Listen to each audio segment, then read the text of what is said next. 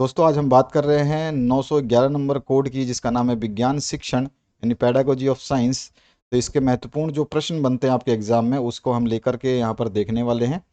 जैसे कि पहला प्रश्न है, विज्ञान की कोई दो प्रकृति लिखिए। तो इसकी एक प्रकृति मैंने लिखी है, पर्यवेक्षण पर आधारित होता है विज्ञान, और दूसरा जो है परिवर्तनीय और विकासशील होता है विज्ञान। ठीक है, ये दो इसकी प्रकृतियाँ लिखी है। इसकी प्रकृतियाँ बहुत सारी होती हैं, लेकिन मैंने दोनों प्रकृतियाँ लिखी हैं और इंग्लिश और हिंदी में लिख दिया है। इसके बाद जो नेक्स्ट क्वेश्चन है, आप चाहें तो इसको पढ़ भी सकते हैं। विज्ञान वास्तविक घटनाओं और वस्तुओं का ध्यानपूर्वक अवलोकन करता है। यह जानकारी एकत्रित करने और तथ्यों को समझने में सहायता करता है। भाई, जो भी तथ्य होते हैं उनको हम क्या करते हैं, इकट्ठा करते हैं, ठीक है, एकत्रित करते हैं और उसको समझते हैं। तो पर्यवेक्षण यानी ऑब्जर्वेशन करके। और परिवर्तनीय और विकासशील कैसे है, तो विज्ञान जो है एक स्थिर ज्ञान नहीं होता है। यह समय और नई खोजों के साथ बदलता है और विकसित होता रहता है। जैसे कि हम देख रहे हैं कि पहले छोटे डब्बे जैसे टीवी आते थे, फिर फ्लैट टीवी आने लग गया, अब स्मार्ट टीवी आने लग गए हैं। इस तरह से पहले बड़े बड़े मोबाइल आते थे, फिर छोटे मोबाइल हुए, फिर कीपैड वाले आए, फिर उसके बाद में टच की स्क्रीन वाले आए। पहले कंप्यूटर होते थे, आजकल लैपटॉप है, टैबलेट है। तो इस तरह से जो है परिवर्तनशील ही है। तो इस तरह से आप समझ सकते हैं, बस आपको ध्यान से थोड़ा सा पढ़ना है तो आपको सब कुछ समझ में आ जाएगा। कोई चार प्रमुख भारतीय वैज्ञानिकों के नाम बताइए। तो चार प्रमुख भारतीय वैज्ञानिकों के मैंने नाम लिखे हैं। सीवी रमन जो हैं, ये रमन प्रभाव के लिए जाने जाते हैं। एपीजे अब्दुल कलाम, जिनको मिसाइल मैन के नाम से भी जाना जाता है, ये पूर्व राष्ट्रपति थे। होमी जहांगीर भाभा जो थे, ये परमाणु ऊर्जा का जो है इनको जनक माना जाता है। और जगदीश चंद्र बोस जो है, ये वनस्पति विज्ञान और रेडियो विज्ञान में महत्वपूर्ण इनका योगदान रहा है। इस तरह से आप जो है बता सकते हैं। केवल नाम पूछा है तो नाम बताइएगा, बाकी मैंने इनके बारे में थोड़ी सी जानकारी आपको दे दी है। प्रकाश के परावर्तन के नियम लिखिए। तो प्रकाश का परावर्तन का नियम क्या होता है, तो आपतित किरण, परावर्तित किरण तथा अभिलंब सभी एक ही तल में होते हैं। अर्थात कहने का तात्पर्य सीधी सी बात है कि ये कोई एक तल है, जैसे जमीन है, या फिर कोई बोल सकते हैं आप, मतलब इस तरह से जमीन मान लीजिए कि जमीन है, ठीक है। तो ये जमीन मैं मान लेता हूँ, ठीक है। अब इस पे कोई किरण गिर रही है, प्रकाश की किरण आ रही है, सपोज करो। तो प्रकाश की किरण जो है इस तरह से आई, इस पे, यहाँ पे आई, इस तल पे गिरी।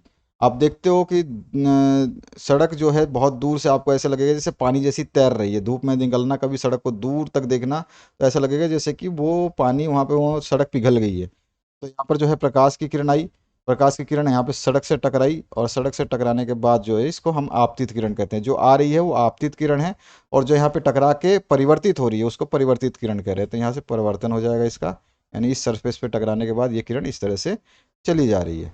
ठीक है, इस तरह से किसी दिशा में चली जा रही है। अगर मैं इसको एरो वाइज दिखा दूँ तो एरो वाइज ज़्यादा आपको समझ में आएगा। तो जैसे कि मैं बता रहा हूँ कि एक किरण आई जो इस तरह से आई, ठीक है, इस तरह से आई, और यहाँ से ये टकरा करके इस तरह से चली गई। ठीक है, आई और चली गई, एक ही तल में है, मतलब जमीन सड़क पे ही गिरी। ये सड़क पे आई किरण और सड़क पे टकरा करके चली गई। तो ये दो हो गई, एक आपतित किरण हो गई, एक परावर्तित किरण हो गई। ये आपतित किरण है पहले वाली, और दूसरी वाली परावर्तित, यहाँ पे आने के बाद परावर्तित हो गई।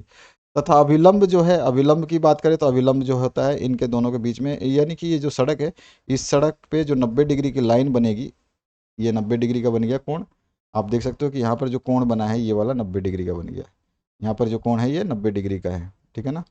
यहाँ पे अगर हम इस कोण की बात कर रहे हैं, इस कोण की जो बात कर रहे हैं, ये कितना है आपका, 90 डिग्री का है। तो ये 90 डिग्री का बनेगा, तो अभिलंब बोलते हैं इसको, नॉर्मल बोलते हैं। तीनों कहाँ पर है, एक ही तल में है, सड़क के ऊपर ही है, एक ही तल पे है। तो इसी को है, ये प्रथम नियम कहता है कि आपतित किरण, परावर्तित किरण और अभिलंब जो है सभी एक ही तल में होते हैं। द्वितीय नियम कहता है परावर्तन कोण जो है आर, और आपतन कोण जो है आई के बराबर होता है। यानी कि यहाँ पर जो कोण ये है आपका, ये वाला कोण, ठीक है, ये वाला जो कोण है, जैसे कि मैं बताना चाहूँ आपको, ये वाला कोण जो है, ये वाला कोण इस नॉर्मल से जो बना हुआ है, ये क्या है आपका, आई है, इंसिडेंट रे बोलते हैं इसको, यानी कि आपतित किरण बोलते हैं। ये जो होता है यहाँ पे गिरने के बाद जैसे इधर से जाएगा, तो यहाँ से जो आई के साथ इसका कोण बन रहा है, इसको आर बोलेंगे, इसको रिफ्लेक्टेड रे बोलेंगे। तो इसको जो है परावर्तित किरण बोलते हैं। तो यहाँ पे आई और आर जो है ना, दोनों समान होता है। आई अगर 45 डिग्री बना है तो आर भी 45 डिग्री बनेगा। ठीक है, इस तरह से ये समझाने का आपको समझ में आ गया होगा। नेक्स्ट जो क्वेश्चन है, पादप कोशिका और जंतु कोशिका में चार अंतर बताइए। कोई भी चार अंतर लिख सकते हैं। इसमें कोशिका भित्ति होती है, इसमें नहीं होती है। इसमें हरित लवक होते हैं, इसमें नहीं होता है।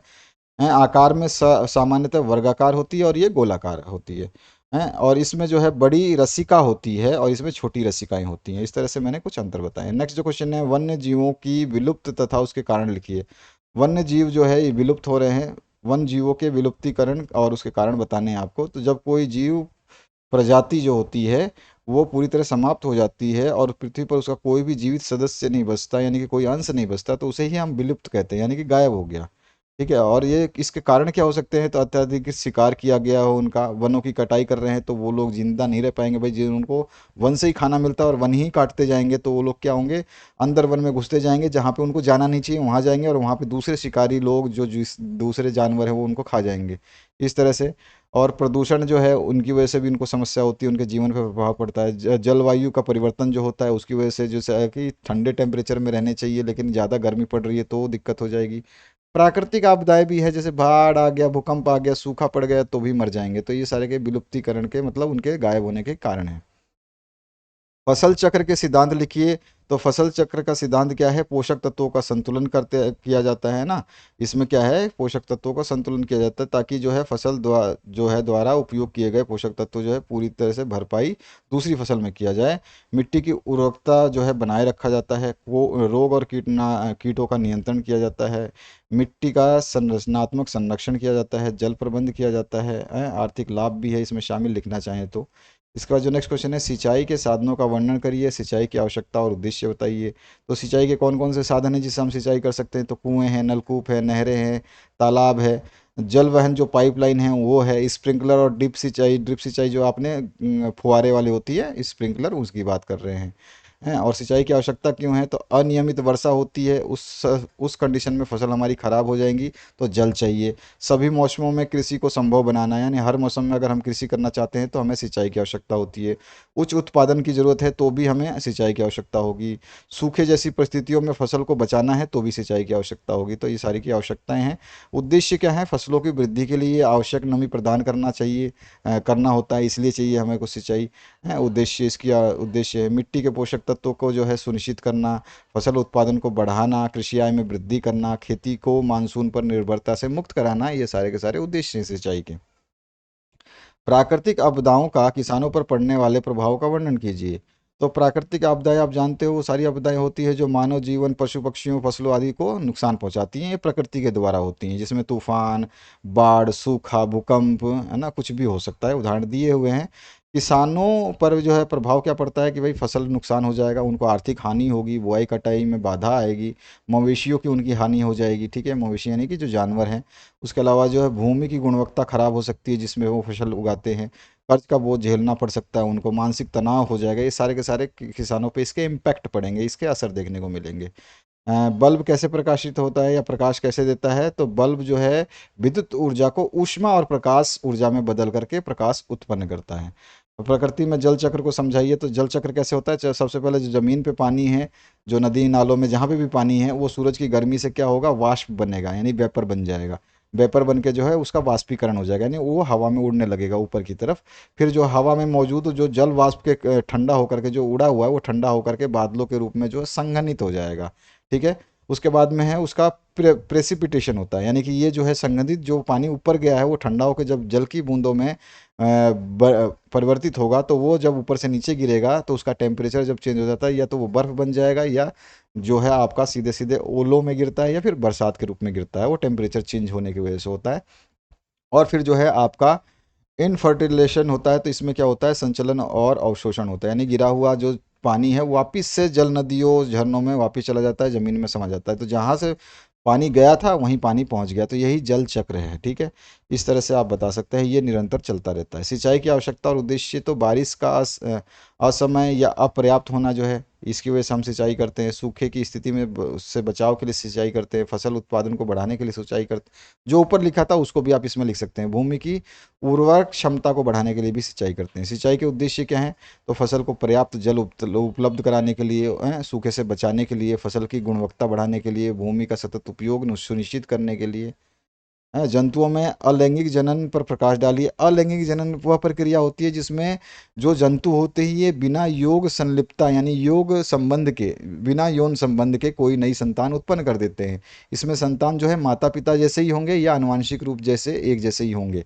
ऐसा नहीं है कि उनके जो संतान हैं वो अलग होंगे, उनके जैसे ही होंगे, लेकिन अलैंगिक जनन होगा। यानी कि यहाँ पर जो शारीरिक जो है यौन संबंधता नहीं पाई जाएगी। और जंतुओं में अलैंगिक जनन के प्रकार जो होते हैं वो कौन से होते हैं? फिजन होता है, ब्रीडिंग होता है, रीजनरेशन होता है और पोर फॉर्मेशन भी होता है। तो तीन तो आपको जरूर याद रखने चाहिए, ठीक है। विभाजन जिसको बोलते हैं, एक विभाजन से होता है जिसमें अमीबा और पैरामीशियम होता है। क्वेश्चन पूछ सकता है विभाजन द्वारा या फ्यूजन द्वारा कौन से जीव उत्पन्न होते हैं? अमीबा और पैरामीशियम। अमीबा जो होता है, अमीबा आपने देखा होगा, अगर नहीं देखा है तो वैसे चित्र ढूंढिएगा आपको मिल जाएगा। अमीबा को जितनी बार काटोगे उतने ही टुकड़ों से वो बन जाएगा। यानी कि ये अलैंगिक जनन है, बस काटा आपने और वो दूसरा जो उसके दो टुकड़े हुए तो वो दो दो टुकड़े में बन जाएगा। उसी दो टुकड़े को चार टुकड़े करोगे तो चार टुकड़े में वो जिंदा रहेगा, और चार को आठ में करोगे तो आठ टुकड़ों में जिंदा रहेगा। पैरामीशियम का भी यही है। तो ये अलैंगिक जनन हुआ ना, इनका तो फिजिकल कुछ भी आपका यौन संबंध नहीं हुआ, इनको तो काटा पीटा ये फिर भी जिंदा रहे और अलग अलग टुकड़ों में अलग अलग नए नए संतान के रूप में बढ़ गए हैं। और बुडिंग जो होता है, पुनरुक्ति, इसमें भी जो है देखोगे आप शरीर के ऊपर जो है फूटता है शरीर, है ना। जैसे कि आप वृक्ष को देखते हो तो वृक्ष में देखते हो कहीं डालियाँ निकलती रहती हैं, तने तने। तो इसमें हाइड्रा है, सफ़ेद जेलफिश जो है, इनके शरीर से ऐसे ही फूट जाते हैं। उसमें मतलब अपने आप निकल जाते हैं, ऐसा नहीं है कि इसमें यौन संबंध की ज़रूरत होती है, अपने आप निकल जाते हैं। तो यही है पुनरावृत्ति है। और फिर जो है रीजनरेशन होता है, इसमें जो है एक हिस्सा टूट जाएगा तो वो अलग हो जाएगा, वो नया जीव बन जाएगा, यानी कि वो स्टार फिश। तो इस तरह से जो है ये सारे के सारे हैं, इसको याद रखिएगा। अलैंगिक जनन के लाभ पूछ सकता है तो तीव्र और सरल प्रक्रिया होती है, कम ऊर्जा खर्च होती है इसमें भाई, ठीक है ना। क्योंकि इसमें आपका ऊर्जा लगने की कोई बात ही नहीं हो रही है और किसी साथी की आवश्यकता नहीं होती है। ऑब्वियस सी बात है, यौन संबंध इसमें नहीं होता है और जल्दी संख्या बढ़ाई जा सकती है, मैक्सिमम संख्याएं बढ़ाई जा सकती हैं। अच्छा, बादल कैसे बनते हैं, इसके प्रमुख प्रकार बताइए। ओहो, ठीक है, चलिए। बादल बनने की प्रक्रिया क्या है? जब सूर्य की गर्मी से जल स्रोत, नदियों, तालाब, समुद्र का पानी वाष्प बनकर हवा में उड़ता है, उसे वाष्पीकरण कहते हैं। और इस वाष्पीकरण से जो है ठंडी हवा में पहुंचता है ये, और वहाँ पर जो है ये ठंडा होकर के छोटे छोटे जल कणों में क्रिस्टल के रूप में बदल करके संघनन के द्वारा नीचे गिर जाता है। इसी को वहाँ पर जो है ये कंडेंसेशन कहते हैं, और नीचे जो है बादल का रूप ये ले लेता है थोड़ा सा पृथ्वी के पास में आकर के। ये होता है। इसके प्रमुख प्रकार आप देख लेना, मैं भूल गया यहाँ पे लिखना। इसके बाद जो नेक्स्ट क्वेश्चन है, परपोषी पौधे किसे कहते हैं, ये कितने प्रकार के होते हैं? क्योंकि क्वेश्चन पूछ लेता है प्रकार के बारे में, इसलिए देखना जरूरी है। परपोषी पौधे किसे कहते हैं, कितने प्रकार के होते हैं? तो परपोषी जो है वो दूसरे पे जो है स्वयं भोजन नहीं बनाते, दूसरे का भोजन पे निर्भर रहते हैं, वो परपोषी होते हैं। इसके जो है कौन कौन से प्रकार होते हैं? परजीवी होते हैं, सहजीवी होते हैं और शिकार पौधे होते हैं। ये तीन तरह के पौधे होते हैं। इसके बाद जो है समाज पर विज्ञान के प्रभाव बताइए। तो समाज के ऊपर विज्ञान का क्या प्रभाव पड़ेगा? जीवन स्तर में सुधार करता है, स्वास्थ्य में प्रगति है, संचार और परिवहन का विकास होता है, शिक्षा और सूचना का प्रसार है, पर्यावरण और सामाजिक समस्याएं हैं, इनको भी जो है क्या करता है? सही करता है। इसके बाद है विज्ञान और सामाजिक विज्ञान में संबंध लिखिए। विज्ञान की डेफिनेशन दे दीजिए, सामाजिक विज्ञान की दे दीजिए। एक संबंध तो यहाँ से दिखाई देगा, मतलब अंतर दिखाई देगा आपको, है ना। विज्ञान क्या होता है, सामाजिक विज्ञान क्या होता है, इनकी परिभाषाएं पूछ लेगा। और जो है इनके बीच में संबंध क्या है, तो अध्ययन का क्षेत्र जो है ये आपके क्या है, दोनों के अध्ययन क्षेत्र अलग अलग होते हैं लेकिन कभी कभी मिलते जुलते भी होते हैं, ये संबंध हो गया। पद्धति जो है, इसमें भी पद्धति जो है एक ही जैसा यूज़ कर सकते हैं। सामाजिक विज्ञान में भी वैज्ञानिक पद्धति का उपयोग होता है और विज्ञान में भी वैज्ञानिक पद्धति का उपयोग होता है। हैं, आपसी प्रभाव क्या है? तो आपसी प्रभाव जो है दोनों समाज के लिए महत्वपूर्ण है, ये भी है। समस्याओं का समाधान दोनों से ही मिलता है, ये संबंध है दोनों के बीच में। विज्ञान अध्यापक हेतु पाठ्य योजना की उपयोगिता बताइए। तो शिक्षण को व्यवस्थित बनाना, है ना, ये काम करेगा। समय प्रबंध करना, शिक्षार्थियों की आवश्यकताओं के अनुसार तैयारी करेगा। अधिगम परिमाणों की प्राप्ति, उसके बाद में जो है अध्यापक का आत्मविश्वास बढ़ना, मूल्यांकन एवं सुधार इत्यादि सभी जो आप जानते हो, आप इतने सारे विषय पढ़ चुके हो। अधिगम के लिए आकलन की 5 विशेषताएं लिखिए। 5 विशेषताएं कोई भी हो सकती हैं, ठीक है। तो निष्कर्षात्मक होता है, ठीक है। परिमाण केंद्रित होता है, परिणाम केंद्रित, मूल्यांकन और औपचारिक तरीका होता है। मूल्यांकन का औपचारिक तरीका, संदर्भ तुलनात्मक होता है और शिक्षण में सुधार के लिए सीमित उपयोग होता है इसका। कृषि विकास के कार्यक्रम बताइए, तो हरित क्रांति जो है एक आई थी जिसने जो है खेती कार्यक्रम को बढ़ाया था, उत्पादन इसमें बढ़ी थी। सिंचाई विकास योजनाएं हैं, नहर तालाब बनाए गए हैं, ट्यूबवेल जैसी सुविधाएं प्राप्त प्रदान की गई हैं। कृषि शिक्षा एवं प्रशिक्षण जो है दी जा रही है, कृषि ऋण योजना भी दी जा रही है, आप जानते ही हो। कीट एवं रोग नियंत्रण उपाय भी किए जा रहे हैं, और जो किसान हैं उनको खाद वगैरह और कीटनाशक भी उपलब्ध कराए जाते हैं। इसके बाद जो है कृषि उत्पादन की विधियां कौन कौन सी है, तो परंपरागत विधि है जिसको ट्रेडिशनल मेथड कहा जाता है। मॉडर्न विधि भी है, ठीक है ना, आधुनिक विधि है। सिंचित खेती भी है, इरिगेटेड फार्मिंग भी है। बरानी खेती भी है, रेन फॉर्मेट बोलते हैं जिसको, फार्मिंग बोलते हैं। और संकर खेती है, मिक्स्ड फार्मिंग जिसको बोलते हैं, मिला जुला स्वरूप, ठीक है। इसके बाद में प्रदर्शन विधि का लाभ लिखिए। बहुत सारे विधि के लाभ हैं, आप चाहें कोई भी लिख सकते हैं। स्पष्ट और स्पष्ट समझ होती है इसमें, ठीक है। और साथ ही साथ ध्यान आकर्षित करना, अभ्यास का अवसर, जटिल अवधारणाओं को सरल बनाना, स्मृति में वृद्धि करना, ये सारी चीज़ें आ जाएंगी। प्रयोगशाला विधि के दोष बताइए। दोष क्या होगा? महंगा उपकरण सामग्री होता है, अधिक समय लगता है, सुरक्षा की समस्या रहती है, वे सेफ्टी जो है वहाँ पे केमिकल गिर जाए, कुछ भी हो जाए, सभी विषयों में प्रयोग संभव नहीं हो पाता है, सही बात है। शिक्षक का अनुभव बहुत आवश्यक होता है इसमें। वैज्ञानिक विधि की कोई दो विशेषताएं लिखिए, तो ये प्रमाण पर आधारित होता है और पुनरावर्ती होता है, ठीक है। ये वैज्ञानिक विधि की दो विशेषताएं बता दी है, बहुत सारी विशेषताएं हैं, दो यहाँ पे लिखी हैं। अन्वेषण विधि के उद्देश्य क्या हैं? स्वयं सीखने की क्षमता को बढ़ाता है, रचनात्मक और औलात्मक सोच को विकसित करता है, अधिगम में सक्रिय भागीदारी को बढ़ाता है, स्वतंत्र और आत्मविश्वास को बढ़ाता है, स्वतंत्रता को भी बढ़ाता है, समस्या समाधान कौशल का विकास करता है। अन्वेषण विधि खोज किसके द्वारा की गई? तो आर्मस्ट्रॉन्ग के द्वारा की गई थी। विज्ञान की परिभाषा लिखिए। बहुत सारी विज्ञान की परिभाषाएं हैं, अरिस्टोल ने दी है, फ्रांसिस बेकन ने दी है, उसके अलावा कार्ल पॉपर ने दी है, और क्यूरे क्यूरी ने दी है। तो इनमें से किसी को भी याद रखिएगा, बाकी इन सभी को याद रखिएगा, किसी का भी पूछ सकता है एग्जामिनर। विज्ञान की उत्पाद के रूप में विवेचना कीजिए। तो विज्ञान से जो हमें प्रोडक्ट जो है प्राप्त होता है वही तो, यानी कि व्यवस्थित ज्ञान का संग्रह होता है, ठीक है। वस्तुनिष्ठ और प्रमाणित तथ्य होता है, नियम और सिद्धांत होते हैं, तकनीकी और आविष्कार होता है इसमें। इसके अलावा जो है दैनिक जीवन में विज्ञान का प्रभाव क्या हो सकता है? बहुत सारे प्रभाव है। सुविधाजनक जीवन देता है, स्वास्थ्य और चिकित्सा में जो है विज्ञान का उपयोग किया जाता है, संचार व्यवस्था में विज्ञान का उपयोग है, शिक्षा और जानकारी के लिए, परिवहन के लिए, सभी में विज्ञान का जो है दैनिक जीवन में आप देखेंगे उपयोग। इसके बाद जो है किशोरावस्था की समस्याएं, हम पिछले चैप्टर में भी बहुत सारे एग्जाम पेपर दिए हैं, उसमें पढ़ चुके हैं। शारीरिक परिवर्तन, मानसिक तनाव, सामाजिक दबाव, शैक्षिक दबाव, पहचान की समस्या, और जो है स्वास्थ्य समस्याएं सारी होती हैं। इसके बाद जो नेक्स्ट क्वेश्चन इसमें पूछा गया, चाल और वेग में अंतर बताइए। तो चाल किसी वस्तु के गति की तीव्रता होती है, वो कितनी तेजी से चल रहा है। वेग जो है, वेग चाल का वह रूप है जिसमें गति की दिशा भी शामिल होती है। चाल जो है कहीं भी हो सकती है, लेकिन वेग जो है एक दिशा के साथ होगी। एक मात्र जो है परिणाम होता है, ये स्केलर राशि है, इसको सदिश राशि भी बोलते हैं। और जो है ये आपका ये स्केलर क्वांटिटी है, ये सदिश राशि है, ये सदिश राशि है, ठीक है ना। इसमें मैग्नीट्यूड होता है, और इसमें मैग्नीट्यूड प्लस डायरेक्शन होता है। इसमें जो है चाल हमेशा धनात्मक होती है, वेग जो है धनात्मक, ऋणात्मक और शून्य दोनों तीनों हो सकता है। गति की केवल तीव्रता बताता है, दिशा नहीं। इसमें वेग जो है तीव्रता और दिशा दोनों बताता है। इसके बाद अलावा जो उदाहरण देना चाहें तो 60 किलोमीटर प्रति घंटा जो है चाल है, और वेग जो है 60 किलोमीटर प्रति घंटा पूर्व दिशा में, ये इसने दिशा भी बता दी। इस तरह इंग्लिश में भी लिखा हुआ है।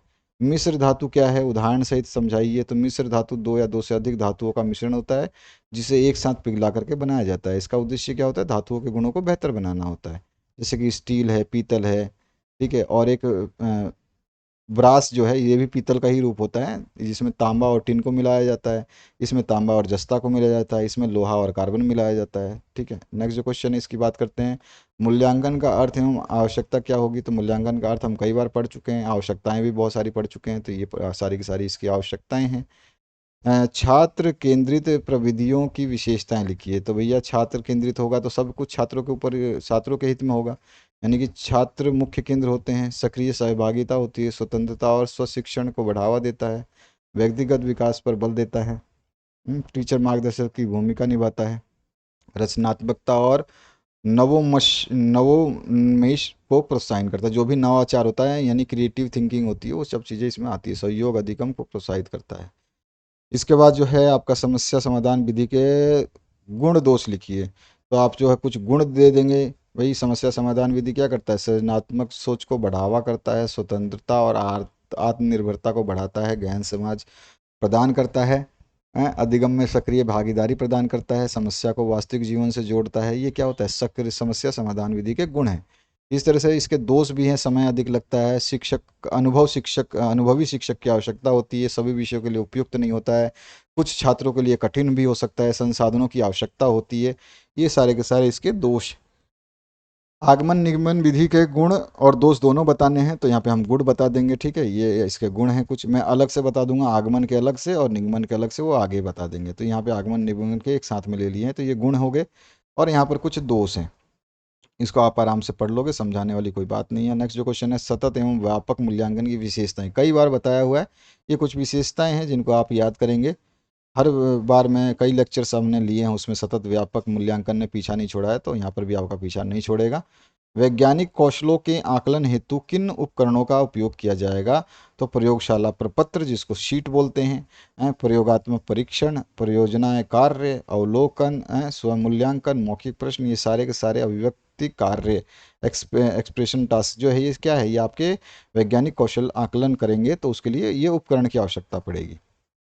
इसके बाद में पत्ती के कार्यों का वर्णन कीजिए। तो पत्ती क्या करता है? प्रकाश संश्लेषण करता है, गैस का विनिमय करता है, परिवहन भी करता है, साथ ही साथ जो है संचयन स्टोर भी करता है, और साथ ही साथ अन्य कार्य में सहायक भी होता है। इसके बाद जो नेक्स्ट क्वेश्चन है, इसमें पूछा गया प्रकाश संश्लेषण और श्वसन में अंतर बताइए। तो प्रकाश संश्लेषण जो है पौधों में होता है, श्वसन जो है जीवों में होता है। उसके अलावा जो है स्थान कहाँ पे होता है? पत्तियों में क्लोरोप्लास्ट के साथ होता है ये प्रकाश संश्लेषण। और जो श्वसन होता है ये माइटोकॉन्ड्रिया में होता है। ऊर्जा कैसा होता है? ऊर्जा ऊर्जा का यहाँ पे उत्पादन होता है, यहाँ पर ऊर्जा का उपयोग होता है।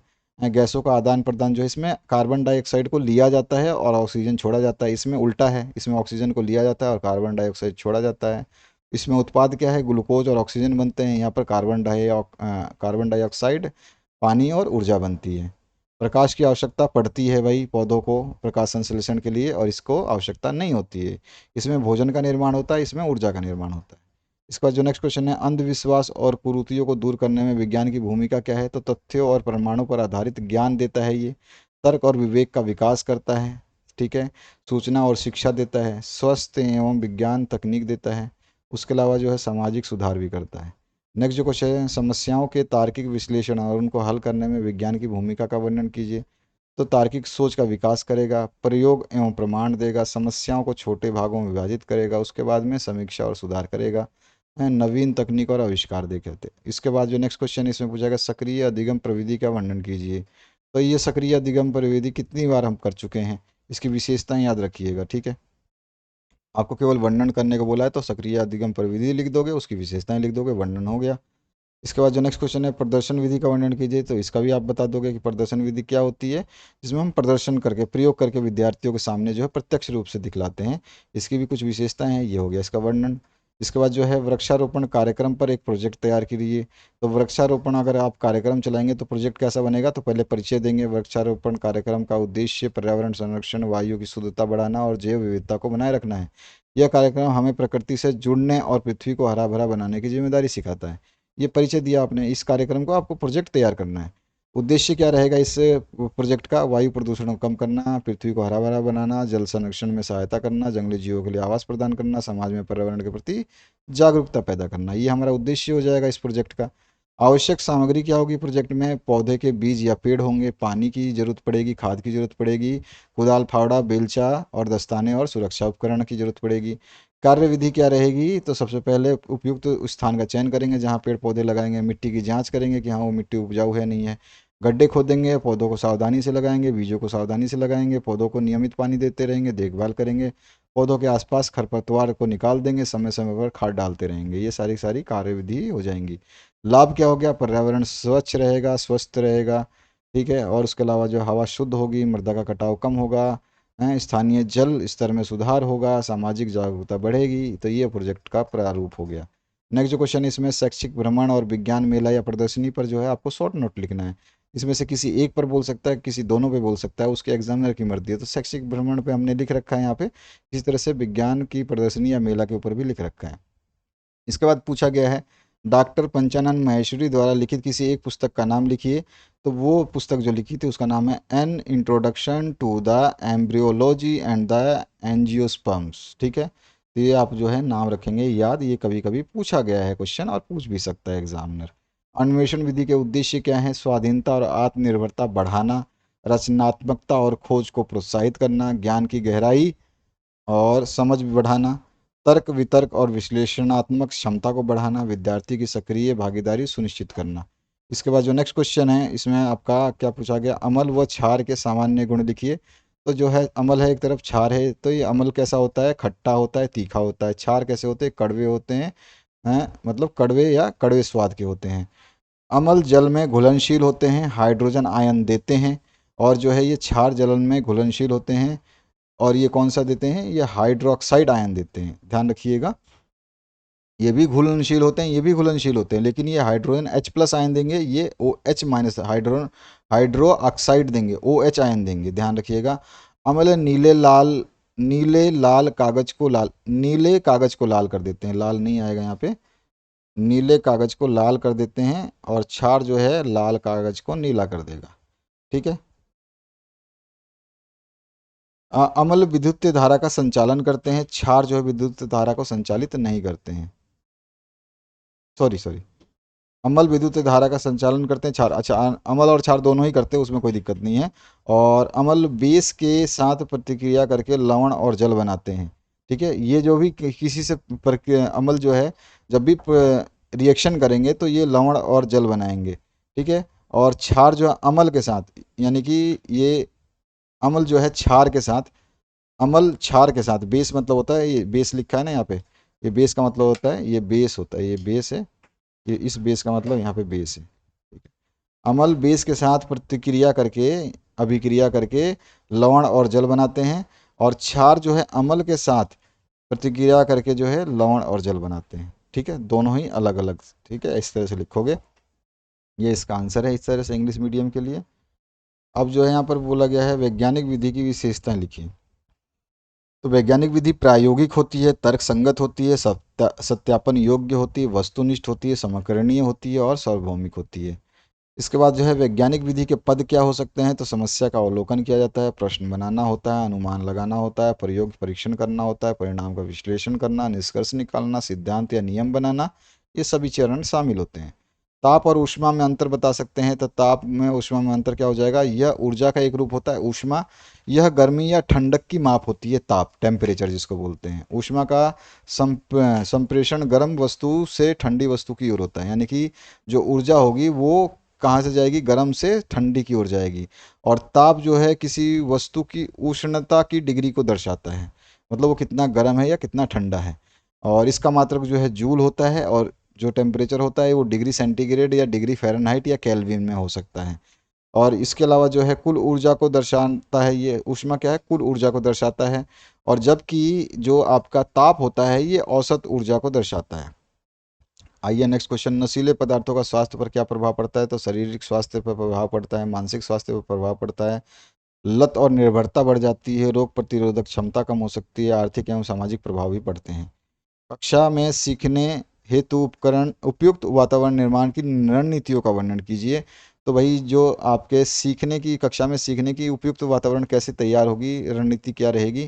तो सकारात्मक एवं संयोगात्मक माहौल बनाएंगे, शारीरिक स्वास्थ्य का ध्यान रखेंगे, ठीक है, छात्र केंद्रित शिक्षण विधियां अपनाएंगे, भय मुक्त वातावरण सुनिश्चित करेंगे, बनाएंगे, समूह कार्य को बढ़ावा देंगे, प्रेरणा और प्रशंसा करेंगे, प्रौद्योगिकी का उपयोग करेंगे, टेक्नोलॉजी का, और व्यक्तिगत भिन्नताओं का ध्यान रखेंगे। समस्या समाधान की विधि का वर्णन कीजिए। तो इसके विधि का जो है वर्णन करना है, वर्णन में है जो है समस्या समाधान विधि क्या होती है, उसके उद्देश्य क्या है, ये सब लिख देंगे तो इसका वर्णन हो जाता है। इसके बाद जो नेक्स्ट इसके मुख्य चरण कौन कौन से हैं ये बता देंगे। समस्या की पहचान करते हैं, समस्या का विश्लेषण करते हैं और संभावित समाधान सुलझाते हैं, सुझाते हैं, सर्वोत्तम समाधान का चयन करते हैं, फिर जो सुझाए गए हैं उसमें से अच्छा कौन सा है, और समाधान का परीक्षण करेंगे, ठीक है, टेस्ट करेंगे और परिणाम निष्कर्ष निकाल लेंगे। विशेषताएं भी लिख देंगे इसमें। तो इस तरह से हम जो है इस क्वेश्चन के आंसर को दे सकते हैं। उदाहरण भी आप चाहें तो पानी क्यों उबलता है, तो हम बता देंगे कि छात्र प्रयोग करके तापमान, दबाव आदि को समझ सकता है पानी क्यों उबलता है। विज्ञान की दो अवधारणाएं, तो कारण और प्रभाव का सिद्धांत और परीक्षण और निरीक्षण पर आधारित ज्ञान। उसके बाद जो नेक्स्ट क्वेश्चन है उसकी बात करते हैं, विज्ञान में गुणों का परीक्षण लिखिए। तो विज्ञान में गुणों का परीक्षण की बात करें तो इसमें कौन सा होगा? दृश्य गुणों का परीक्षण हो जाएगा, जैसे रंग, आकार, पारदर्शिता आंखों को देख करके परखा जा सकता है। स्पर्श गुणों का परीक्षण हो सकता है, ध्वनि गुणों का परीक्षण हो सकता है, भार और घनत्व का, चुंबकीय गुणों का परीक्षण इत्यादि। पानी में घुलनशीलता का भी हम देख सकते हैं कि पानी में घुल रहा है या नहीं घुल रहा है। विज्ञान की पाठ्यपुस्तक चयन के दो मापदंड लिखिए। तो आयु और स्तर के अनुसार जो सामग्री होनी चाहिए पाठ्यपुस्तक में, और चित्रों और प्रयोगों से युक्त होनी चाहिए पाठ्यपुस्तक विज्ञान की। चुंबक के प्रकार लिखिए। तो चुंबक जो है, एक होता है प्राकृतिक चुंबक जिसको नेचुरल मैग्नेट बोलते हैं, जैसे कि आपका आंसर आ जाएगा लोह चूना पत्थर जो है, ये क्या होता है, एक प्राकृतिक चुंबक होता है। और एक होता है कृत्रिम चुंबक जो कि बनाया हुआ होता है, आर्टिफिशियल बोलते हैं। इसमें आयताकार चुंबक हो सकता है, घोड़े की नाल जैसे चुंबक हो सकता है, चक्राकार चुंबक हो सकता है, सुई चुंबक हो सकता है, इस तरह से। विज्ञान प्रयोग प्रक्रियाओं के रूप में व्याख्या कीजिए। तो प्रक्रियाओं में, विज्ञान प्रक्रियाओं प्रमुख प्रक्रियाएं में क्या होगा, अवलोकन होगा, प्रश्न पूछना होगा, परिकल्पना बनाना, प्रयोग करना, डेटा संग्रह, विश्लेषण, निष्कर्ष निकालना, परिणामों का संप्रेषण करना, ये सारी चीज़ें। इसके बाद जो है, समस्याओं के तार्किक विश्लेषण में विज्ञान का उपयोग लिखिए। तो प्रयोग क्या हो सकता है, विज्ञान जो है एक तर्कसंगत और व्यवस्थित प्रक्रिया है, क्योंकि हम समस्याओं के तार्किक विश्लेषण करेंगे तो विज्ञान का प्रयोग क्या होगा, समस्या की पहचान करेंगे, परिकल्पना का निर्माण, प्रयोग और परीक्षण, परिणामों का विश्लेषण और समाधान की पुष्टि। ठीक है, इस तरह से हम कर देंगे। प्रभावी अध्यापन एवं अधिगम में पाठ्यक्रम की भूमिका लिखिए। तो भाई इसका पाठ्यक्रम की भूमिका क्या होगी, स्पष्ट लक्ष्यों का निर्धारण, विषय वस्तु का चयन, शिक्षण विधियों का, क्योंकि इसको प्रभावी बनाना है, प्रभावी अध्यापन करना है या अधिगम करना है, तो पाठ्यक्रम की भूमिका कैसी होगी प्रभावी अध्यापन के लिए, तो स्पष्ट लक्ष्यों का निर्धारण करेंगे, विषय वस्तु का चयन करेंगे, शिक्षण विधियों का निर्धारण करेंगे, समय सीमित समय में संतुलन करेंगे, ठीक है ना, मूल्यांकन के मापदंड निर्धारित करेंगे, व्यक्तिगत विकास को बढ़ावा देंगे, ये सारी चीज़ें इसमें लिख सकते हैं। भोजन निर्माण में पत्तियों के प्रमुख कार्य क्या हैं, तो जो है ये भोजन निर्माण केंद्र मानी जाती हैं पत्तियां, जिसको पत्तियों की रसोई भी कहा जाता है इनको। और इनका काम क्या है, तो पत्तियां जो है सूर्य के प्रकाश से कार्बन डाइऑक्साइड लेती हैं, जल के साथ मिल करके ग्लूकोज शर्करा बनाती हैं। पत्तियों में पाया जाने वाला जो हरा रंजक होता है उसको क्लोरोफिल बोला जाता है ना। ये प्रकाश को अवशोषित कर लेता है, यानी कि अपने अंदर सोख लेता है, और जो भोजन निर्माण में सहायता करती है। और पत्तियों में स्टोमाटा होता है, एक नामक छिद्र होता है, ये CO2 को जो अंदर लेता है और ऑक्सीजन को बाहर देता है, जिससे हम सांस लेते हैं, और उस वजह से जो है भोजन का निर्माण होता है। तो ये स्टेप लिखोगे। विद्युत धारा के प्रभाव लिखिए। तो ऊष्मीय प्रभाव होता है, हीटिंग इफेक्ट बोला जाता है। चुंबकीय प्रभाव होता है विद्युत धारा का, मैग्नेटिक इफेक्ट बोला जाता है। रासायनिक प्रभाव होता है जिसको केमिकल इफेक्ट जो है बोला जाता है। ये तीन तरह के जो है आपको मुख्य प्रभाव देखने को मिलते हैं विद्युत धारा के। इसके अलावा जो नेक्स्ट क्वेश्चन है, विज्ञान शिक्षण की कोई 4 विधियां लिखिए। तो बहुत सारी विधियां हैं, जैसे प्रदर्शन विधि है, समस्या समाधान विधि है, अन्वेषण विधि है, प्रयोगात्मक विधि है, इसके अलावा और भी हैं, तो मैंने इतनी लिख दी हैं। विज्ञान शिक्षण में प्रयोग विधि के प्रमुख दोष लिखिए। तो इसके दोष क्या हो सकते हैं, इसमें समय अधिक लग जाता है, सामग्री और उपकरणों की आवश्यकता होती है, वो जो है उपलब्ध नहीं होते हैं, सावधानी और सुरक्षा की ज़रूरत होती है, शिक्षक की दक्षता पर निर्भर होता है जो आपका क्या होता है विज्ञान में प्रयोग। इसके अलावा जो है प्रयोगों के दौरान अनियमितताएं हो सकती हैं, मतलब इरेगुलरिटीज़। विज्ञान संबंधी शैक्षिक भ्रमण के उद्देश्य लिखिए। तो विज्ञान संबंधी शैक्षिक भ्रमण हम क्यों करवाते हैं, तो प्रत्यक्ष अनुभव के लिए, शैक्षिक ज्ञान को बढ़ाने के लिए, वैज्ञानिक दृष्टिकोण विकसित करने के लिए, प्राकृतिक संसाधनों का महत्व समझाने के लिए, सामूहिक कार्य करने के लिए, अभ्यास के कौशल को विकसित करने के लिए। समस्या समाधान विधि को प्रभावित करने वाले कारक कौन कौन से हैं, तो जो समाधान हम करेंगे तो उसको हमारी कौन कौन सी चीज़ें प्रभावित करेंगी, हमारा पूर्व ज्ञान कैसा है, पहले से हमारी नॉलेज कैसी है, शिक्षक की योग्यता और मार्गदर्शन कैसा है, समस्या जो है उसकी स्पष्टता कैसी है, प्रेरणा और हमारी रुचि कैसी है उस समस्या में या उस पाठ में या उस चीज़ में, शिक्षण सामग्री और संसाधन कैसा प्रयोग किया जा रहा है, समय की कितनी उपलब्धता है, संयोग और संवाद कितना सही है इस पे। इसके बाद में आगमन विधि के प्रमुख पद लिखिए। तो आगमन विधि के बहुत सारे पद हैं, व्यक्तिगत उदाहरण, अनुभव प्रस्तुत करना, फिर पर्यवेक्षण और विश्लेषण करना, समानताएं और भेद पहचानना, सामान्य नियम और सिद्धांत का निर्माण करना, सिद्धांत की पुष्टि करना।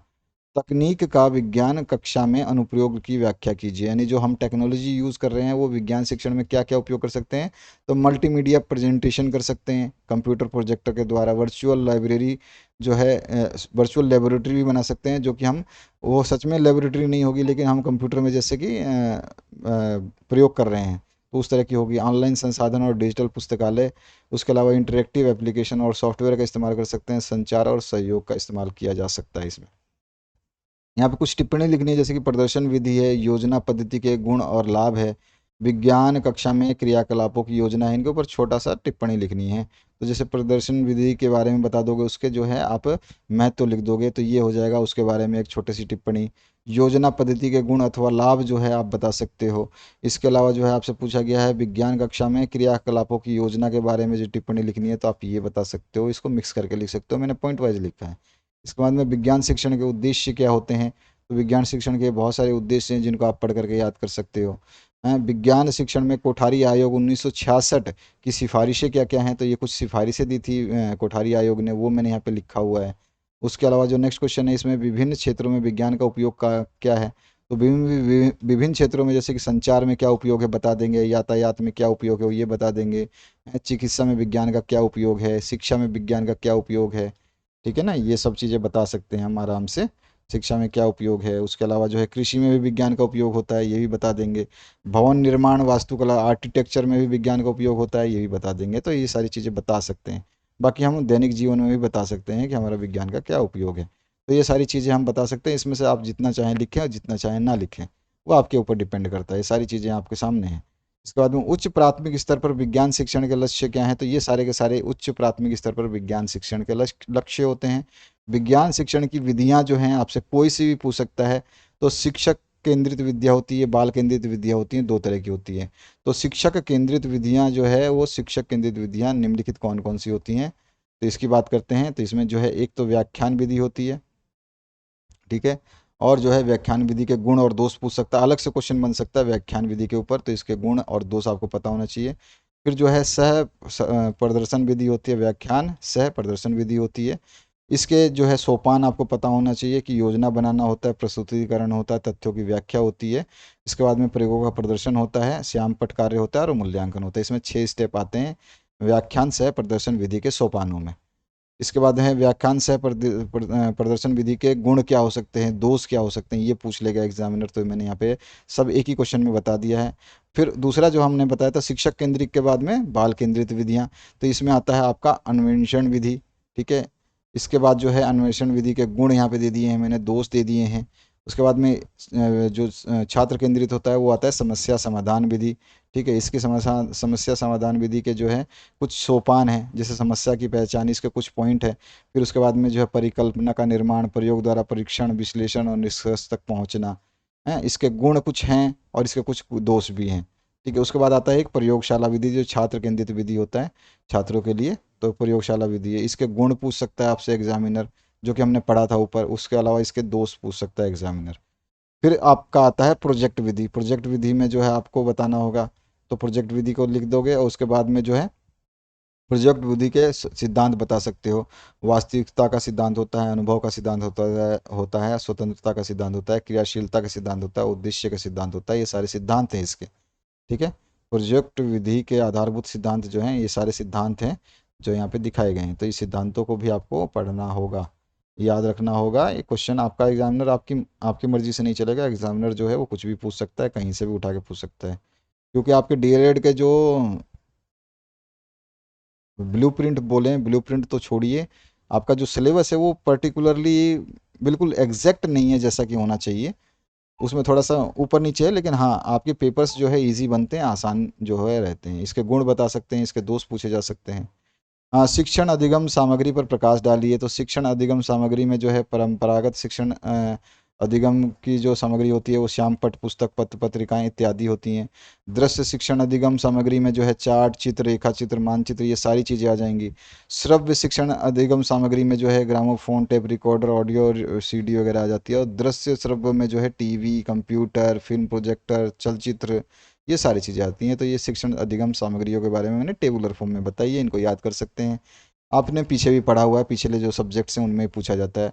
पाठ्यचर्या निर्माण के सिद्धांत क्या है, तो ये सारे के सारे सिद्धांत हैं, ठीक है। तो इनको आपको याद रखना है। पाठ योजना के विभिन्न स्वरूप क्या हैं, तो पाठ योजना के ये सारे स्वरूप हैं, आप देख सकते हैं। ये जो है वार्षिक शिक्षण योजना का स्वरूप है, ठीक है। ये इकाई शिक्षण योजना का स्वरूप है, ये दैनिक शिक्षण योजना का स्वरूप है। तो कोई सा भी स्वरूप पूछ सकता है, आप इन स्वरूपों को ध्यान रखिएगा। विज्ञान शिक्षण के दायित्व लिखिए। तो विज्ञान शिक्षक के दायित्व क्या हो सकते हैं भाई, योजना, पहले तो प्रबंध, ठीक है। एक तो होता है प्रबंधक जो है, है। तो इसमें योजना बनाना, व्यवस्था करना, नेतृत्व करना, नियंत्रण करना। फिर दूसरा है जो मनोवैज्ञानिक, फिर अनुदेशक और अनुसंधानकर्ता और मार्गदर्शक एवं परामर्शदाता। ये 5 6 है। समन्वयक भी इसमें आप शामिल कर लोगे। तो ये एक एक लाइन में लिखी है मैंने, विज्ञान शिक्षक के दायित्व क्या क्या होते हैं। तो आप ये सारी की चीज़ें इसी तरह से लिखना, तो आपको जो है मज़ा आ जाएगा एग्ज़ाम में लिखने में। कक्ष में व्यक्तिक भिन्नता के प्रकार बताइए। तो व्यक्तिक भिन्नता के बहुत सारे प्रकार हो सकते हैं। भाषा के आधार पर, ठीक है। इसके अलावा जो है लिंग के आधार पर, हैं, बुद्धि के आधार पर, और समुदाय के आधार पर, परिवार और समुदाय के आधार पर, संवेग के आधार पर, शारीरिक विकास के आधार पर। देखा होगा आपने अपने क्लास में कि छोटे आप 10th में हैं लेकिन वहाँ पर भी बहुत ही एज के बच्चे भी आपको देखने को मिलेंगे, हैं। और क्यों एज नहीं होगा लेकिन उनके शरीर ज़्यादा विकसित होगा। और कुछ ऐसे बच्चे मिलेंगे जो छोटे बच्चे जैसे लगेंगे लेकिन उनकी एज ज़्यादा होती है, लेकिन उनकी शरीर की बनावट ऐसी होती है कि वो छोटे बच्चे जैसे लगते हैं, लेकिन वो भी 10th में हैं। तो इस तरह से आपको अभिरुचि के आधार पर, उनकी इंटरेस्ट कैसा है, उसके अलावा व्यक्तित्व के आधार पर और कौशलों के आधार पर जो है आप बता सकते हैं। तो ये सारी व्यक्तिगत भिन्नता हैं जो कक्ष में मिलती हैं देखने को। इसके बाद जो है मूल्यांकन के सोपान लिखिए। तो ये मूल्यांकन के सारे सोपान हैं। इसके बाद जो है जल संरक्षण के प्रमुख उपाय लिखिए। तो वर्षा जल संग्रहण कर सकते हैं हम, है ना। वो क्या है उपाय, क्या कर सकते हैं, जल संरक्षण के उपाय जो है जल संसाधन की सीमित आपूर्ति, तेजी से बढ़ती हुई मांग और उसकी असमान उपलब्धता के कारण संरक्षण जल संरक्षण जो है आवश्यक है। इसके निम्नलिखित उपाय किए जाने चाहिए। वर्षा जल संग्रहण और इसके व्यर्थ प्रवाह को रोकना, छोटे बड़े सभी नदी जल स्रोतों का वैज्ञानिक प्रबंध करना, जल को प्रदूषित होने से बचाना। ये सारे के सारे उपाय हैं। छोटे छोटे क्वेश्चन पूछे जाएंगे 2 2 नंबर में, तो लिख सकते हो।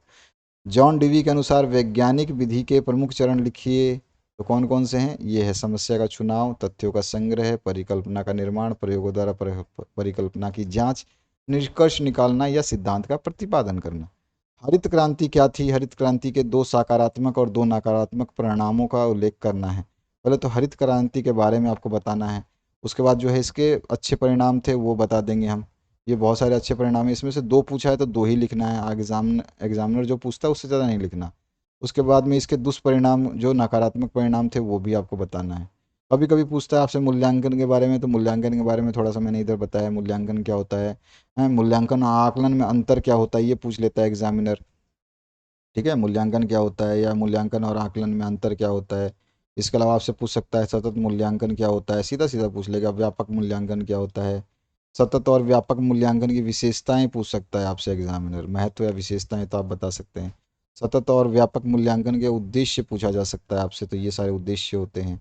अच्छा, पुष्पीय पौधों के भाग पूछता है कई बार एग्जामिनर, तो ये सारे के सारे भाग होते हैं। इसमें से एक दो अगर भाग याद नहीं रहते तो कोई बात नहीं, लेकिन ये आपको पूरा याद होना चाहिए। विद्युत धारा के प्रभाव क्या होते हैं, तो जैसे कि विद्युत धारा का तापीय प्रभाव देखने को मिलता है। जैसे कोई विद्युत प्रेस जो है गर्म हो जाती है, विद्युत बिजली से चलेगी लेकिन वो गर्म हो जाएगी, तो इसको विद्युत धारा का तापीय प्रभाव कहते हैं। विद्युत धारा का चुंबकीय प्रभाव, जैसे कि विद्युत घंटी, जैसे कि हम डोरबेल बजाते हैं तो वो बजती है, तो वो विद्युत घंटी क्या है, चुंबकीय प्रभाव के द्वारा बजती है। विद्युत धारा का प्रकाशीय प्रभाव, जैसे कि विद्युत का बल्ब, जैसे कि हम ऑन करते हैं विद्युत जाती है और वो जलता है, तो ये विद्युत धारा के प्रभाव हैं। इसके बाद में है विज्ञान की 2 अवधारणाएं लिखी हैं। आपकी मर्जी है कौन सी अवधारणाएं आप लिख सकते हैं, मैंने यहाँ पे 2 अवधारणाएं लिखी हैं। दैनिक जीवन में विज्ञान के कोई 2 प्रभाव, बहुत सारे जो हैं प्रभाव आपको देखने को मिल सकते हैं। मैंने ऊपर ही बताया था, कृषि के क्षेत्र में है, चिकित्सा के क्षेत्र में है, संचार के क्षेत्र में, उसके अलावा अंतरिक्ष के क्षेत्र में, मनोरंजन के क्षेत्र में भी आप बता सकते हैं। इसके बाद जो नेक्स्ट क्वेश्चन है, परजीवी का एक उदाहरण क्या है, तो फीताकर्मी है। ठीक है ना, ये आंसर हो जाएगा। फीताकर्मी जो है परजीवी का एक उदाहरण है। उसके अलावा जो है हमारी ज्ञान अनुभूतियों की अस्त व्यस्त भिन्नता को तर्कपूर्ण एक रूप विचार प्रणाली बनाने के प्रयास को विज्ञान कहते हैं। ये किसकी परिभाषा है, तो ये आइंस्टीन की परिभाषा है। इसके बाद जो नेक्स्ट क्वेश्चन है उसकी बात करते हैं। इसमें क्या पूछा गया है, पौधों का जनन अंग जो है वो पुष्प होता है, याद रखिएगा, पूछ लेता है क्वेश्चन। विज्ञान शिक्षण को प्रभावी बनाने की सर्वाधिक महत्वपूर्ण कार्यविधि जो है प्रयोग प्रदर्शन होता है। उसके बाद जो नेक्स्ट क्वेश्चन है, रमन प्रभाव की खोज जो है सीवी रमन ने की थी, 1928 में की थी। नेक्स्ट जो क्वेश्चन है, the nervous mechanics of plants पुस्तक जो है जगदीश चंद्र बोस ने लिखी थी, ये याद रखना है आपको। नेक्स्ट जो क्वेश्चन है इसमें पूछा गया है, खाली स्थान तरल धातु होता है, तो पारा जो है तरल धातु होता है और कमरे के तापमान पर तरल अवस्था में पाया जाता है। ठीक है, एड्स वायरस का पूरा नाम जो है वो वायरस का नाम जो है HIV है। स्वस्थ मनुष्य के शरीर का तापमान जो है 37 डिग्री सेंटीग्रेड के लगभग होता है। भौतिक और रासायनिक परिवर्तन में आपसे कभी कभी अंतर पूछ सकता है, तो भौतिक और रासायनिक परिवर्तन का टेबल बनाओगे। इसमें कोई नया पदार्थ नहीं बनता है भौतिक परिवर्तन में, और जो रासायनिक परिवर्तन होगा इसमें हमेशा कोई नया पदार्थ बन जाएगा। ठीक है, यह अस्थायी परिवर्तन होता है। ठीक है, और यह जो है स्थायी परिवर्तन होता है। रासायनिक परिवर्तन होगा जो स्थायी, यानी कि परमानेंट, जो भी परिवर्तन होगा परमानेंट रहेगा। और भौतिक परिवर्तन जो है यह अस्थायी होता है, यानी कि जैसे कि आपका जल है, जल को आपने क्या करा कि फ्रीजर में डाला, वो बर्फ़ बन गया। जैसे ही आप फ्रीजर बंद करोगे वो आपस में वापस से वो जल बन जाएगा, तो अस्थायी हो गया। यह उत्क्रमणीय होता है। ठीक है, और जो है इसमें पदार्थ परिवर्तित नहीं होता है, पदार्थ वही रहता है, इसमें पदार्थ परिवर्तित हो जाता है। इसके बाद जो है जड़त्व, जड़ के कार्य लिखिए। जड़ क्या करता है? मिट्टी से पानी और पोषक तत्वों को अवशोषित करता है, सोखता है। आरक्षित खाद्य सामग्री का भंडारण भी करता है। जड़ में ही जो है सारी भंडारण शब्द रहती है, जैसे कि पानी नहीं मिले पौधे को, या फिर धूप नहीं मिले, तो जड़ जड़ जो है उसको उन सब चीज़ों को संरक्षित रखता है, अपने पास रखता है। पादप वृद्धि नियमों का संश्लेषण करता है। जो भी पौधों को बढ़ाने के लिए जरूरी आवश्यक तत्व हैं उसको भी ये जो है जड़ रखता है। पौधों के हिस्से को उचित स्थान आधार प्रदान करता है। जो पौधा है कितना भी लंबा हो जाए, जड़ जो है उसको संभाल के रखता है। प्रकाश संश्लेषण की संक्षिप्त व्याख्या है। प्रकाश संश्लेषण वह प्रक्रिया है जिसमें प्रकाश ऊर्जा रासायनिक ऊर्जा में बदल जाती है। प्रकाश की ऊर्जा का इस्तेमाल करके कार्बन डाइऑक्साइड और पानी से शर्करा जैसे कार्बोहाइड्रेट्स का संश्लेषण होता है, जिससे पौधे अपना भोजन बनाते हैं। इसके बारे में अभी हमने पढ़ा था। खाद्य श्रृंखला एवं खाद्य जाल में अंतर पूछेगा आपसे एग्जामिनर। तो जीवों की श्रृंखला को भोजन के आधार पर एक दूसरे से संबंधित रहती है, वो खाद्य श्रृंखला कहलाती है। जीवों की जो श्रृंखला है वो भोजन के आधार पर एक दूसरे से संबंधित रहती है, इसीलिए उसको जो है खाद्य श्रृंखला बोलते हैं। और विभिन्न खाद्य श्रृंखलाएं मिलकर जो है एक खाद्य श्रृंखला बनाती है। अलग अलग खाद्य श्रृंखलाएं मिलकर के एक पूरी की पूरी बड़ी खाद्य श्रृंखला यानी कि खाद्य जाल बनाती है। उस श्रृंखला को खाद्य जाल बोला जाता है। इसमें विभिन्न उपभोक्ता, अपघटककर्ता और उत्पादनकर्ता जो है भाग लेते हैं। खाद्य श्रृंखला में जो है कौन कौन होते हैं? उपभोक्ता भी होते हैं, अपघटनकर्ता भी होते हैं, और उत्पादक भी होते हैं। यानी कि उत्पन्न भी होगा, खत्म भी होगा, और उसका प्रयोग भी होगा, तीनों चीज़ें होंगी। और इसमें जो है अनेक जीव समुदाय के उपभोक्ता, अपघटता भाग लेते हैं।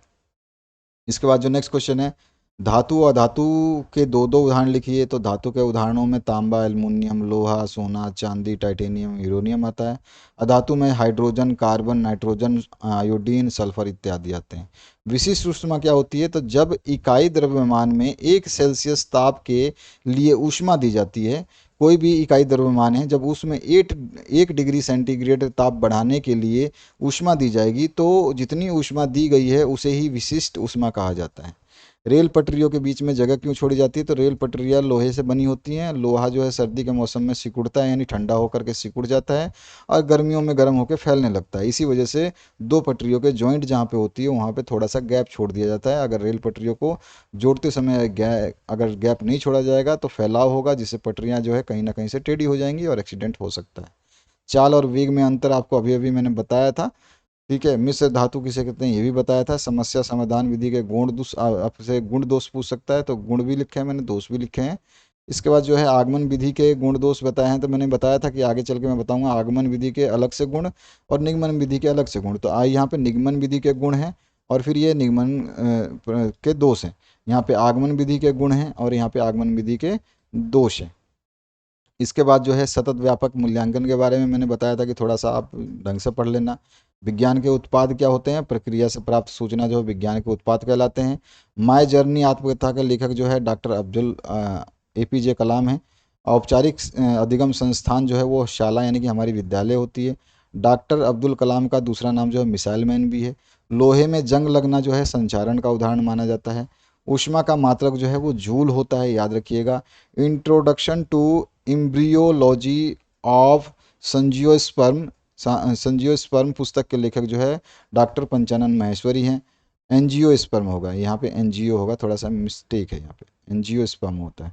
अच्छा, अन्वेषण विधि का जन्मदाता जो है वो आर्मस्ट्रांग है। ठीक है, उसके अलावा जो अन्वेषण विधि के उद्देश्य और गुण लिखिए, तो उद्देश्य आप बता देंगे कि उद्देश्य ये है, और उसके गुण जो है आप बता सकते हैं गुण ये है।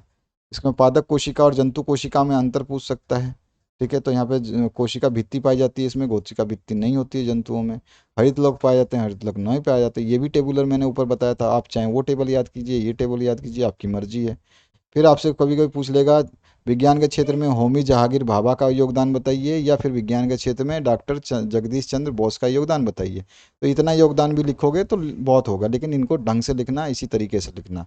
उत्सर्जन किसे कहते हैं? तो उत्सर्जन जो है क्या होता है, उत्सर्जी पदार्थ जो हमारे मेटाबॉलिज्म होता है, वो उत्सर्जी पदार्थ जो है हमारे पदार्थों को शरीर से बाहर निकालने की क्रिया होती है, उसी को उत्सर्जन कहते हैं। मनुष्यों का उत्सर्जन तंत्र जो है शरीर के तरल अपशिष्ट पदार्थों को एकत्रित करता है, उन्हें बाहर निकालने में मदद करता है। इसमें निम्नलिखित मुख्य अंग होते हैं: दो वक्र जिसको किडनी बोलते हैं, दो मूत्रवाहिनियां जिसको यूरेट यूरेटस बोलते हैं, यूटे यूरेट्रस बोलते हैं, और जो है मूत्राशय जिसको ब्लैडर बोलते हैं, और मूत्रमार्ग जिसको यूरेथ्रा बोलते हैं। इससे बन करके जो है इन सभी का कॉम्पोजिशन से जो है आपका क्या बनता है, उत्सर्जन तंत्र बनता है। उत्सर्जन तंत्र क्या होता है, या उत्सर्जन क्या होता है? शरीर से अपशिष्ट पदार्थों को मल मार्ग द्वारा बाहर निकालना उत्सर्जन कहलाता है। ठीक है। तो ये आपका जो मैंने बड़े क्वेश्चंस बताए ये इस तरह के हैं। एमसीक्यू का वीडियो ऑलरेडी अपलोड कर दिया गया है, उसको भी आप चेक कर लेना। आपका जो तैयारी है वो सारे वीडियोस अगर ढंग से नहीं देखते हो तो वो थोड़ा सा दिक्कत करता है, इसलिए आप जो है तैयारी करें तो विशेष रूप से और अच्छे तरीके से करें। Thank you very much, have a good day.